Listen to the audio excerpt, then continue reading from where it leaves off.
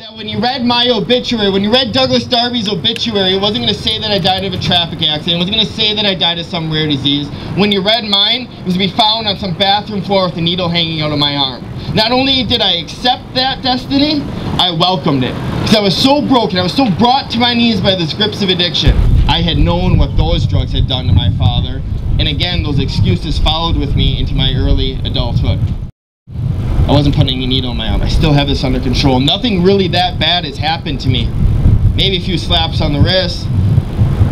But I've seen other people use drugs and I've seen their lives crumble. I'm still okay. At least that's what I fed myself day in and day out. Well, at 20 years of age, I put a needle in my arm for the very first time. And I thought right then and there that it had come full circle. That my father's addiction had become my own. That I looked at myself as the same monster as I did my father when he was using. I put a needle in my arm at 20 years of age, and again, I thought that was about as bad as it was going to be. Now maybe I had a problem. I never understood what the next 5 years of intravenous drug use would truly look like. In fact, the scars that I still wear on my arm today. But we're not going to talk about those 5 years because not a whole lot happened. I spent a lot of time in and out of jail, and I spent even more time in various bathrooms shooting dope. That was those 5 years. But I am going to take you to August 26th of 2010. Now I'm 25 years old. It's the 10-year anniversary of my father's suicide.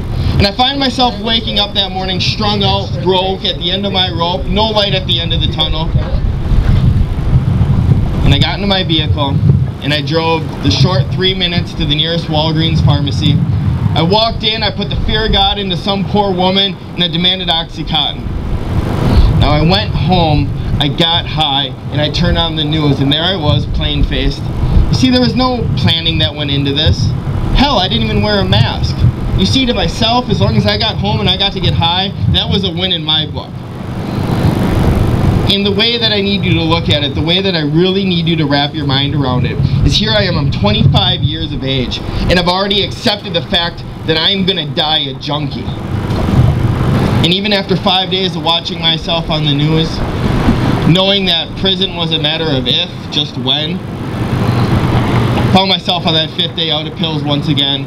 After watching myself on the news, knowing that I was going away, I went out and robbed another one.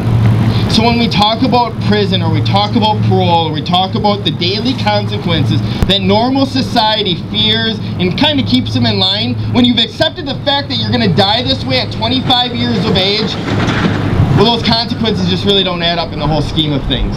So it shouldn't come as a shock that I went out and did, in fact, rob another one. Now, on September 9th, 2010, my house was raided by the Brown County Drug Task Force, and I was taken to jail.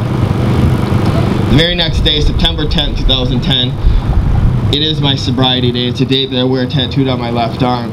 It's also the day that I found myself waking up in India Pod, Brown County Jail. I found myself walking out of that cell. I walked straight in the showers. I took my own jail pants off. I wrapped them around my own throat. I strung them up in the showers, and I attempted to take my own life. And as I sat there swinging that day in that shower, dying, it wasn't of my own free will why I'm in fact speaking to you today. In fact, to understand this story, you have to understand just how full circle it came for me. Because I didn't stand up of my own free will, but as I was sitting there swinging, dying in that shower that day, my youngest brother Andrew was going through his very first week of freshman year high school at Bayport High School. The one thing I said I would never do, that I would never become, that I would never put my family through, I there in fact had done. It was because of Andrew that I did stand up that day. It was because of my younger brother Mitchell and my youngest sister Alyssa. It was those 3 kids that saved my life that day. Again, there was no light at the end of the tunnel. I just wanted the pain to stop, and I didn't understand what that looked like. I didn't understand what that meant. Instead, I've been out over 2.5 years. I'm 30 years old, and I am living my dreams, trying to make this community just a little bit better. Just trying to tip those scales a little bit better back in my favor. And if it's my story that makes a difference, or if it's any one of yours, because you all have them, get up and share it. Be that light for someone else, just like those kids were for me, because my light was gone. I ask you that you don't let this message die here today, that you go out and get informed.